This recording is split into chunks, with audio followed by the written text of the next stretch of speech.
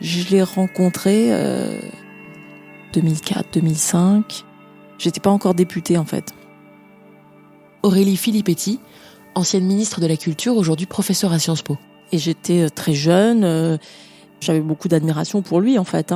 Je lui avais parlé de politique, enfin voilà, et je me souviens, il m'avait proposé d'aller assister à une conférence de Joseph Stiglitz avec lui à Sciences Po, donc j'étais très flattée. Après, on est allé boire un verre, enfin c'est en pleine journée, il n'était pas 2h du matin, c'était vraiment en pleine journée. C'est en sortant de cette brasserie, voilà, d'une manière complètement abrupte et inopinée, il a essayé de m'embrasser sur le trottoir en pleine rue à Paris, quoi, en fait. Je me souviens très bien, vraiment je me souviens très très bien d'avoir pensé « mets-lui une baffe ». Et immédiatement, presque en même temps, j'ai pensé « mais je peux pas mettre une baffe à Dominique Strauss-Kahn ». Donc j'ai juste eu un mouvement de recul, puis je suis partie, quoi, en fait.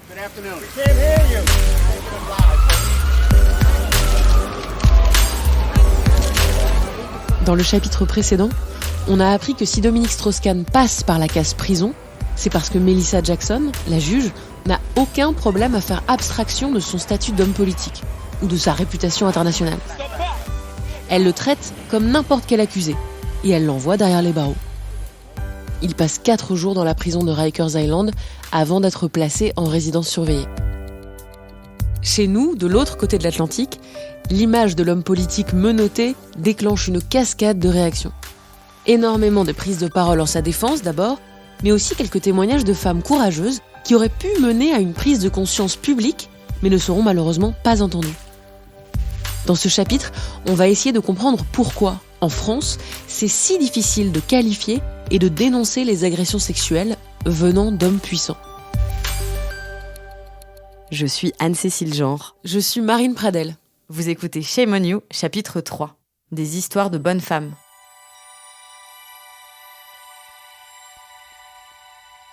En 2005, Dominique Strauss-Kahn a été maire, député, président de la commission des finances, ministre à 2 reprises, et il s'apprête à se lancer dans la primaire socialiste pour la présidentielle de 2007. Aurélie Filippetti, elle, est conseillère d'arrondissement à la mairie de Paris. Autant dire qu'elle ne pèse pas très lourd face à lui. Année après année, élection après élection, elle le voit prendre de plus en plus de pouvoir au Parti socialiste. Bien, Ouais, ça va. Commençons en essayant de se replonger, du coup, il y a quasi 11 ans tout pile. On est le 14 mai 2011. Est-ce que vous vous souvenez comment vous apprenez la nouvelle de l'arrestation de Dominique Strauss-Kahn à New York ? J'étais chez moi à Paris et j'étais en train de lire et j'ai reçu, je crois, un SMS. Et je me suis dit, fallait que ça arrive, quoi, en fait, voilà. Moi, j'avais eu une espèce d'appréhension parce que, évidemment, tout le monde pensait que DSK allait être le candidat du Parti socialiste pour les élections présidentielles. Il y avait des députés qui étaient en train de constituer des équipes de campagne. Moi, je me disais, mais quand même, il y avait... Enfin, son problème avec les femmes, à un moment donné, ça va bien sortir, quoi, en fait. Mais c'est un non-sujet. Un non-sujet absolu au sein du milieu mâle, masculin, du Parti socialiste qui est en train de préparer sa campagne. C'est un non-sujet.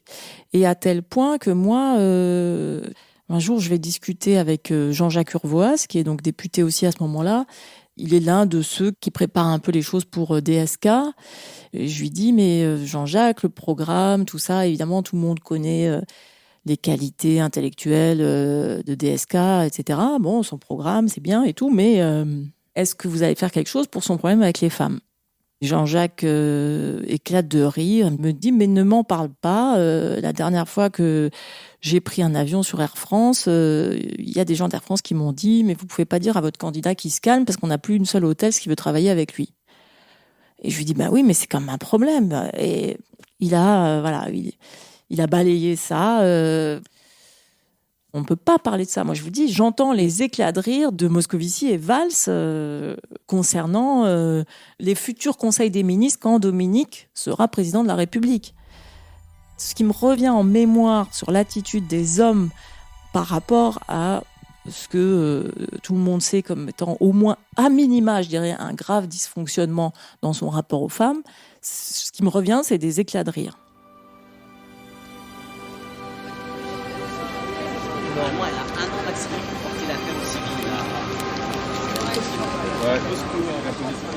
aussi, il faut bien l'avouer, on se souvient d'avoir ri en 2011.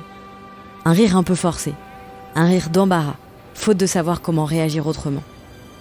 On a passé beaucoup de temps à attendre, en face de la cour de justice de Manhattan, en face de la maison de DSK à Tribeca. Des heures au soleil, sous la pluie, à boire café sur café, à fumer clope sur clope. Et parfois, la conversation déviait un peu des sujets habituels. Je me souviens d'un débat sur le mot sodomie. Parce que dans les premières déclarations du bureau du procureur, ils utilisent, pour décrire ce qui s'est passé, le mot sodomie. Et sodomie, c'est un faux ami. Le terme sodomie, donc avec un Y en anglais, ça veut dire tout ce qui n'est pas pénétration vaginale. Tout ce qui n'est pas le sexe classique, au sens très puritain du terme, quoi. Mais c'est vrai que donc il y avait des journalistes du monde entier, et nous, en tant que Françaises, ils adoraient venir nous parler de ce genre de sujet. Et c'est vrai qu'à New York à l'époque, dans le moindre taxi, genre c'est pas que chez les journalistes autour de nous, le fait qu'on dise qu'on vient de France, on nous dit Sarkozy, Zidane et voulez-vous coucher avec moi ? Ou ménage à 3. Est-ce que... Alors, connexion à l'audio, attends. Il y a une expression qui existe pour définir ce petit truc en plus qui fait qu'en tant que Française, on vient systématiquement nous parler de sexe dans les foules de journalistes en 2011. Ça s'appelle la culture du viol. Ah, ça y est. On est bon là ? L'autrice et militante féministe Valérie Ray-Robert y a consacré un livre en 2019 titré « Une culture du viol à la française, du troussage de domestiques à la liberté d'importuner ». Est-ce que vous pourriez nous expliquer exactement pourquoi vous utilisez à dessein le mot culture pour parler de culture du viol ? Donc la culture du viol, ce sont l'ensemble des idées reçues sur les violeurs, les victimes et les violences sexuelles elles-mêmes. Et on parle de culture parce qu'en fait, ces idées reçues, elles imprègnent toute la société, elles se transmettent de génération en génération et elles évoluent avec le temps. Georges Vigarello, l'historien, a fait une histoire du viol où il montre que, par exemple, au XVIIe siècle, quand un enfant était violé, il pouvait souvent être condamné au même titre que le violeur. Bon, ça, c'est quelque chose qu'on ne ferait plus maintenant parce que les idées reçues, les mentalités ont changé. Il y a sans doute 60 ans, on considérait qu'il était impossible qu'un homme soit violé. Maintenant, les choses ont évidemment changé aussi.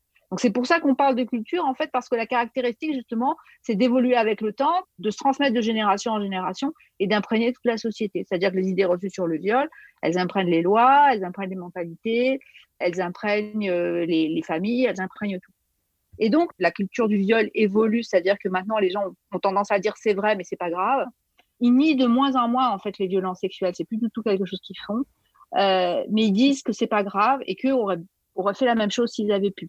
Ne pas libérer, alors qu'il n'y a pas mort d'homme, ne pas libérer quelqu'un qui verse une caution importante, ça ne se fait pratiquement jamais. Qu'il y ait une imprudence, on peut pas le...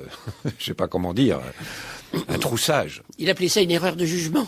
Qu'il y ait un troussage de domestiques, je veux dire, ce qui n'est pas bien, mais... Il y a comme une sorte d'acharnement, de lynchage contre Dominique Strauss-Kahn.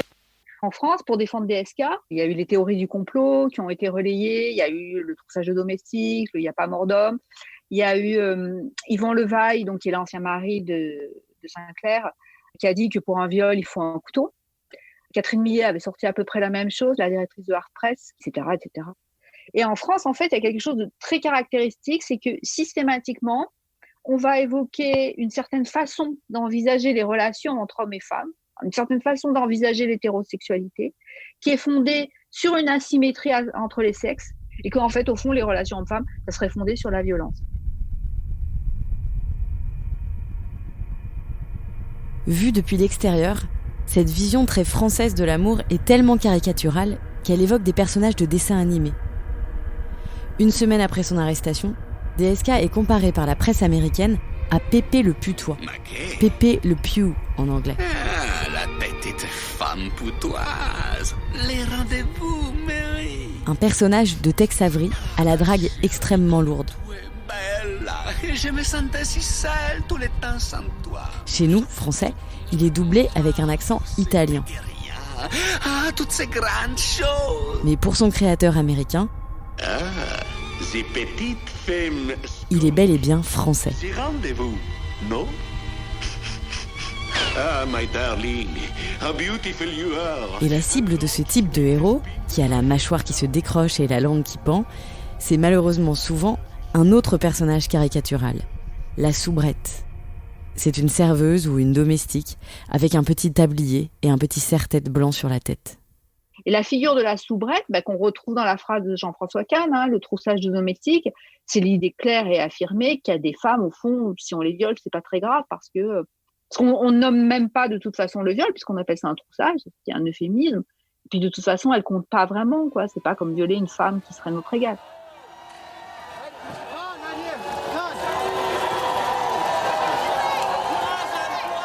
Des femmes en tablier, on en a vu défiler, le jour où elles sont venues en masse manifester leur soutien à Nafissatou Diallo devant la cour de justice de New York.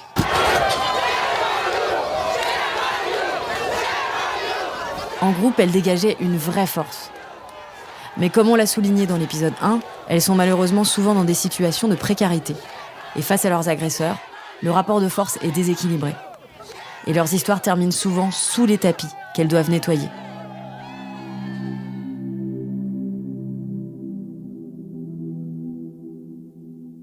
Après l'arrestation de Dominique Strauss-Kahn, quelques témoignages d'autres victimes refont surface.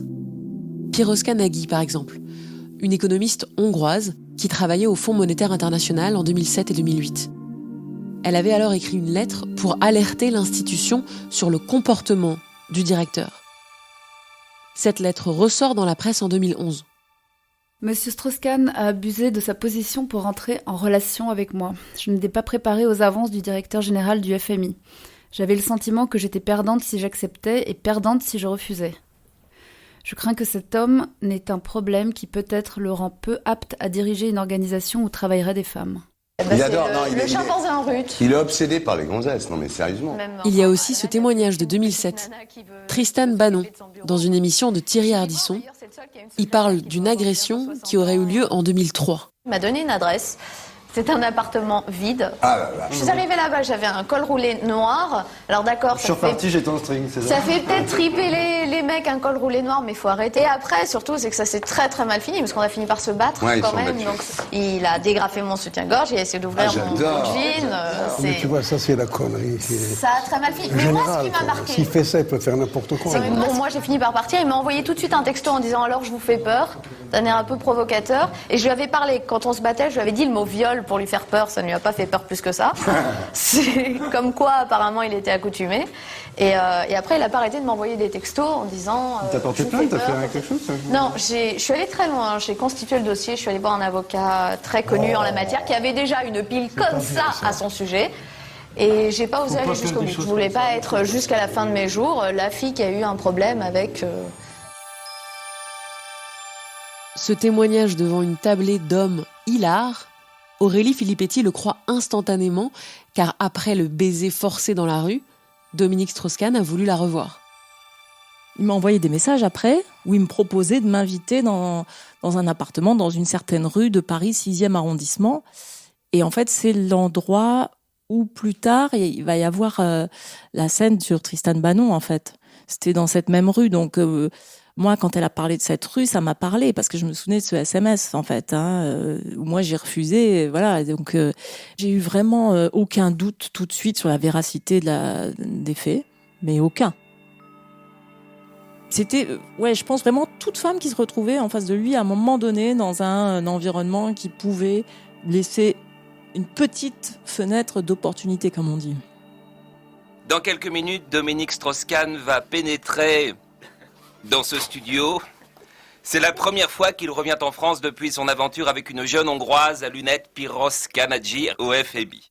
Il ressort assez vite qu'en France, entre guillemets, tout le monde savait, mais personne n'en parlait.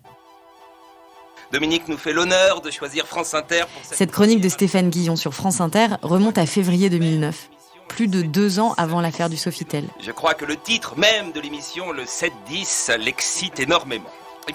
Et plus de 13 ans avant que ne sortent les premières accusations contre un autre agresseur présumé, le présentateur Patrick Poivre d'Arvor. Tous les endroits sombres et reclus de la station, parking, toilettes et certains placards ont été condamnés, une mesure souvent prise à TF1 lorsque PPDA écumait les couloirs. Tout le monde savait, donc. Tout le monde savait, mais savait quoi ? Être dragueur et collectionner les aventures, ce n'est pas la même chose que d'agresser des femmes sans leur consentement. Des pratiques sexuelles entre adultes consentants ne devraient pas entrer dans la même case que des crimes punis par la loi. Et pourtant, en 2011, il règne encore un grand flou sur ces questions. On parle de machisme, et ce mot englobe à peu près tout. 15 jours après le Sofitel, le 31 mai 2011, le quotidien Libération tente un rapprochement de plusieurs femmes politiques, sous le titre « Marre des machos ». Parmi les portraits en couverture, il y a Roselyne Bachelot, Dominique Voynet, Clémentine Autain et Aurélie Filippetti. Cette colère longtemps rentrée s'est exprimée à ce moment-là. On a dit maintenant ça suffit en fait, maintenant on va plus se taire, c'est pas possible. Et je me souviens même sur d'autres questions, comme les questions du viol, on en avait parlé avec Clémentine Autain dans les années 2000, mais ça ne passait pas. Ça restait, oui, des prises de position, des tentatives, des initiatives politiques, mais qui restaient quand même, au fond, assez marginales. Et je crois que c'est ça, fondamentalement, c'est l'indifférence qui est le pire dans ces affaires. C'est-à-dire ne pas se rendre compte à quel point, au fond, c'est central que ces questions-là sont des questions non seulement de morale, comme on disait tout à l'heure, mais aussi, au fond, fondamentalement, des questions politiques. Et donc, il faut qu'il y ait une réponse politique et une réponse collective à ça. Malheureusement, le papier de Libération passe plutôt inaperçu. Il y a des manifestations, mais elles sont avant tout le fait de militantes féministes. Et elles sont surtout indignées par les réactions sexistes des journalistes et des hommes politiques. Je pense en particulier à Jean-François Cam qui dit en plaisantant sur France Culture qu'il ne s'agit pas d'un viol, c'est juste d'un poussage de domestique. C'est catastrophique parce que quand des personnalités publiques aussi importantes se permettent des propos aussi graves qui remettent en cause l'égalité femmes-hommes, ça déverrouille quelque chose dans la société, ça déverrouille le sexisme et ça dit allez-y, tout est permis. On entend dans ces propos la colère des militantes. Elles ont déjà une grille de lecture un peu différente du reste de la société française. Que la façon dont a été traitée médiatiquement et par les commentaires politiques l'affaire DSK est tout simplement insupportable.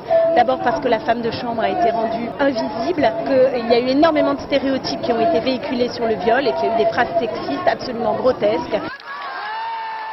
Vouloir empêcher les blagues sexistes, c'est un premier pas. Mais on est encore très loin d'une prise de conscience d'un problème systémique.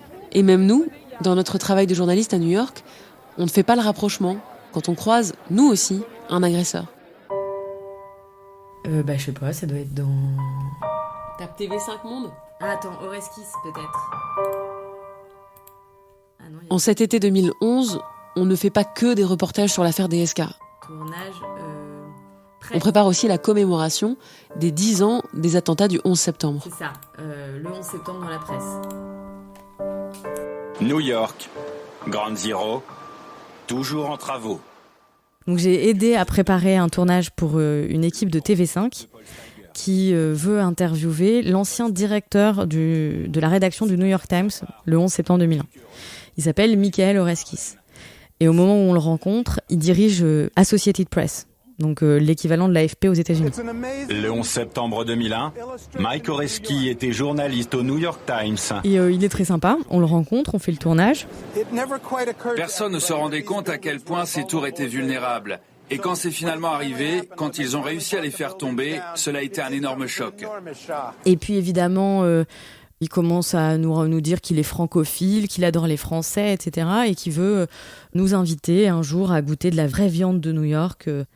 J'ai pas de nouvelles pendant quelques mois. Et au mois de décembre, il finit par me dire salut Anne-Cécile, est-ce que tu te souviens, on avait dit que je t'emmènerais manger dans une steakhouse. Est-ce que tu es disponible cette semaine ? Donc j'ai dit ok, je me vois pas dire non au directeur de Associated Press. Et donc j'y vais. Le serveur qui est censé me placer et m'emmener à ma table me dit « Ah, c'est vous aujourd'hui !» Donc ça m'intrigue déjà un peu. Et il m'emmène dans une table privatisée. C'est des grands rideaux gris qui tombent autour de la table. Et la table est ronde, donc on est comme dans une pièce que tous les deux. Et en fait, très vite, ça dérape complètement. Et il commence à m'attraper les cuisses et à me caresser de façon assez violente. Et Je savais pas du tout comment réagir, j'étais comme glacée. Et moi, j'essaye de ramener les choses sur le plan complètement professionnel. Et en fait, j'y arrive pas, enfin, c'est super dur. Et évidemment, je me décale, surtout. Je m'éloigne de lui. Entre le moment où on a commandé et le moment où la viande arrive, j'ai déjà parcouru quasiment 180 degrés autour de la table, quoi.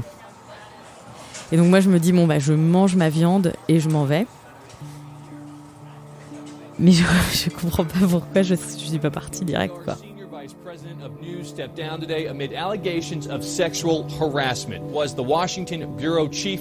Au moment de l'affaire Weinstein, 3 jours après l'affaire Weinstein, il y a eu des articles sur ce mec qui donc m'avait invité à manger des steaks.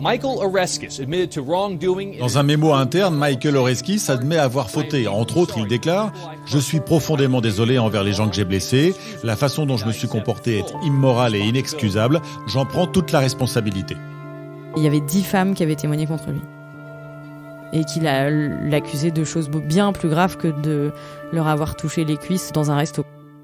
Quand M. Oreskes était le chef du bureau de Washington pour le New York Times, il a fait des avances sexuelles à 2 journalistes en plein entretien d'embauche. Dans les 2 cas, il s'est mis à les embrasser par surprise. Ça a quand même été un peu une claque, c'est-à-dire que je me suis dit que des gens comme DSK, ça existait dans la vraie vie et que j'étais pas passée loin d'une vraie agression. Je me suis dit, voilà, les hommes puissants n'ont peur de rien, quoi. Et ils peuvent se permettre à peu près n'importe quoi. Mais la route est longue entre « ils peuvent tout se permettre » et « ce n'est pas normal ». Même après une agression comme ça, on ne devient pas féministe du jour au lendemain. Il faut du temps et la masse des témoignages arrivés par la vague MeToo et Balance ton porc pour comprendre que nous aussi, moi aussi peut-être, je fais partie des victimes. Que ce n'est pas nous le problème, que ce n'est pas notre faute. C'est finalement des années plus tard que sortent les témoignages qui auraient pu compter à l'époque, s'ils étaient tous sortis en même temps. Ils auraient pu compter pas seulement en allongeant la liste des victimes présumées de Dominique Strauss-Kahn, mais aussi, simplement, en corroborant le témoignage de celles qui avaient osé parler. L'appartement décrit par Tristan Bannon, par exemple. Aurélie Filippetti se souvient d'y avoir eu rendez-vous aussi, et elle n'est certainement pas la seule. Pourtant, personne n'a parlé pour soutenir Tristan Bannon, ou plus tard Nafissatou Diallo. Bonjour, vous avez une interview avec elle là, c'est ça ? Pour comprendre pourquoi les femmes se taisaient, on a rencontré Cécile Duflot. Elle aussi, elle est longtemps restée silencieuse. Vous vous souvenez de votre réaction quand vous l'avez appris ?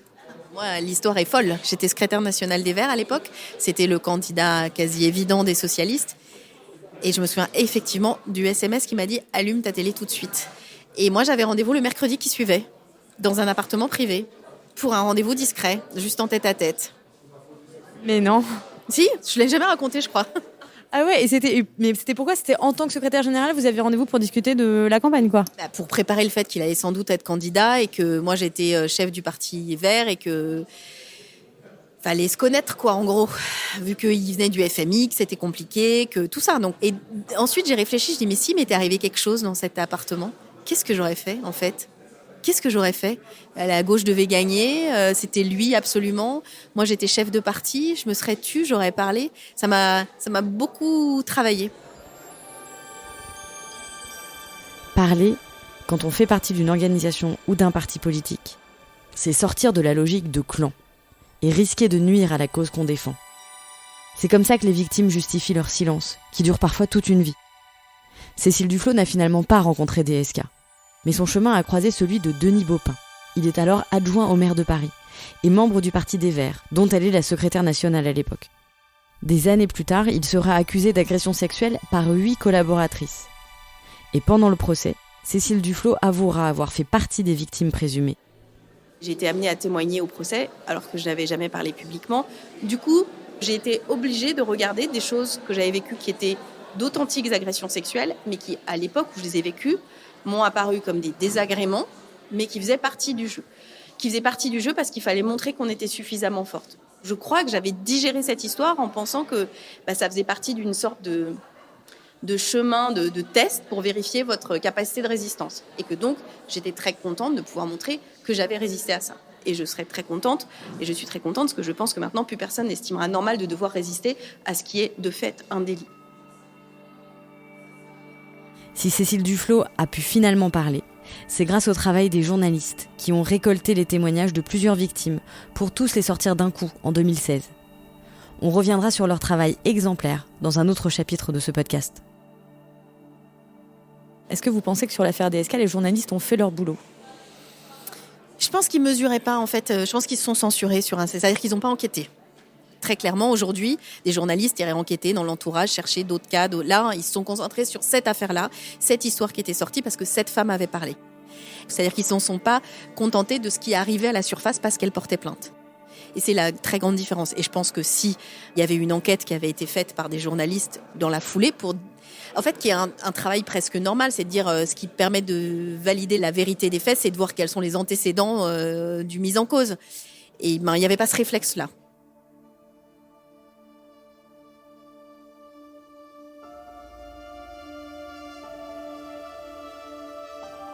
Il n'y avait pas ce réflexe. Mais surtout, ce n'est pas ce qu'on nous demandait à l'époque. Appuyer le témoignage de la victime présumée, ce n'était pas du tout l'objectif. On a suivi le mouvement.